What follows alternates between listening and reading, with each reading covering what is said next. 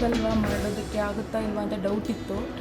So ಇವಾಗ ಎಲ್ಲ own blouse ನಾನೇ ರೆಡಿ ಮಾಡ್ತೀನಿ ನೆಕ್ಸ್ಟು. ಸೊ ಒಂದು ವರ್ಕ್ ನೋಡಿ ಬ್ಲೌಸ್ ಆಗ್ತದೆ.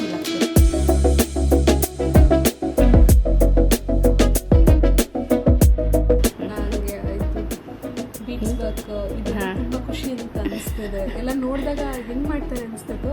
ನಿಮ್ಮದು ಟೆಕ್ನಿಕ್ಕು ಮತ್ತು ವೇ ಆಫ್ ಟೀಚಿಂಗ್ ತುಂಬ easy. Thank you so much. So recommend ಮಾಡ್ತೀರಾ ಸ್ಟೂಡೆಂಟ್ಸ್ಗೆ? ಖಂಡಿತ.